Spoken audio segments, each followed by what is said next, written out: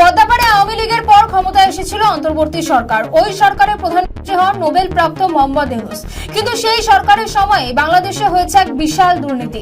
কয়েক কোটি টাকা আর্থিক তছরূপ করেছেন তার আমলের নৌবাহিনী প্রধান।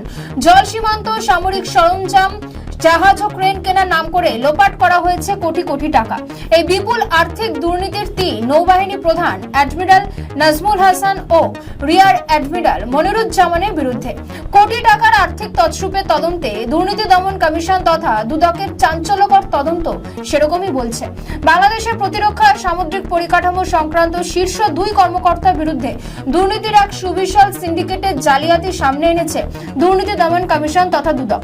সরকারের প্রভাবশালী গোপন নথিপত্র এবং নর্থ ইস্ট নিউজের অনুসন্ধানী তথ্য অনুযায়ী নৌবাহিনী প্রধান অ্যাডমিরাল মোহাম্মদ নাজমুল হাসান এবং চট্টগ্রাম বন্দর কর্তৃপক্ষের chairman rear admiral SM. Moniruzzaman এখন কেন্দ্রীয় গোয়েন্দা সংস্থাগুলির নজরদারিতে রয়েছেন।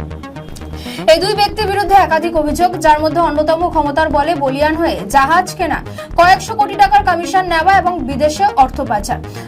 দুদকে 2025 সালে 7 জুলাই এবং 2026 সালে 11 জানুয়ারি দুটি পৃথক নথিতে উল্লেখ করা হয়েছে রিয়ার অ্যাডমিরাল মনিরুজ্জামানের বিরুদ্ধে আর্থিক তছরূপ এবং সম্পদ গোপনের নির্ভুল প্রমাণ পাওয়া গিয়েছে।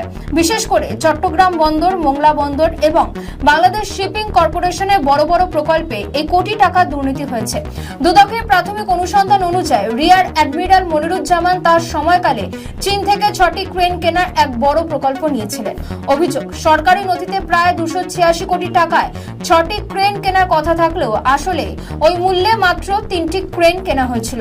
অভিযোগ, একটি প্রকল্প থেকেই প্রায় 143 কোটি টাকা সরিয়ে ফেলা হয়েছে। এই আর্থিক অনিয়মের ভাগ বাটোয়ারার সঙ্গে নৌবাহিনীর একাধিক উচ্চপদস্থ কর্মকর্তার নাম জড়িয়ে পড়েছে। দুর্নীতির তীরে বিদ্ধ মনিরুজ্জামানও। বাংলাদেশ শিপিং কর্পোরেশনের পরিচালক পদে থাকাকালীন চীন থেকে জাহাজ কেনা বড় ধরনের জালিয়াতির অভিযোগ উঠেছে। অভিযোগ, 2486 কোটি টাকায় দুটি জাহাজ কেনার কথা থাকলেও কারসাজি করে একই টাকায় মাত্র 4টি জাহাজ কেনা হয়। দুদকের তদন্ত রিপোর্ট বলছে বাকি 486 কোটি টাকা বিভিন্ন প্রভাবশালীদের পকেটে গিয়েছে। দুদকের নথিতে উঠে এসেছে আরো এক চাঞ্চল্যকর তথ্য। এখানেই শেষ নয়, অ্যাডমিরাল নাজমুল হাসানের বিরুদ্ধে অভিযোগ আরো বড়সড়। ঘনিষ্ঠ আত্মীয় মোহাম্মদ জিল্লুর রহমানের মাধ্যমে কোটি টাকার আর্থিক দুর্নীতি সংঘটিত হয়েছে। জিল্লুর রহমান, যিনি মৌলভীবাজার 3 নম্বর আসনের সাবেক সংসদ সদস্য এবং অলিলা গ্রুপের এমডি, 2024 সালের অগস্টের পর দেশ ছাড়েন। গোয়েন্দা প্রতিবেদন অনুযায়ী জিল্লুর রহমান কাতারে একটি বিশাল মার্কেট কেনেন। গণমাধ্যমের দাবি এবং দুদকের প্রাপ্ত তথ্য অনুযায়ী এই মার্কেটের পুরো টাকা জিল্লুর রহমানের পকেট থেকে খরচা হয়নি। অভিযোগ, নৌবাহিনী প্রধান অ্যাডমিরাল নাজমুল হাসানের দুর্নীতির টাকা দিয়ে এই মার্কেট কেনা হয়েছে। 2026 সালের জানুয়ারি মাসের তদন্ত প্রতিবেদনে সুপারিশ করা হয়েছে যে নৌবাহিনী ও বন্দরের এই অনিয়মের শিকড়ে যেতে একটু উচ্চ পর্যায়ের তদন্ত প্রয়োজন। প্রতিবেদনে ইঙ্গিত দেওয়া হয়েছে যে তদন্ত আরো গভীরে নিয়ে গেলে আরো অনেক রাঘব বোয়ালের নামই উঠে আসতে পারে। এদের মধ্যে অনেকে সামরিক এবং অসামরিক কর্মকর্তা। এখন দেখার দুদকের এই তদন্ত অনুযায়ী বিএনপি সরকার এই দুই শীর্ষ কর্তার বিরুদ্ধে কি আইনি পদক্ষেপ করে।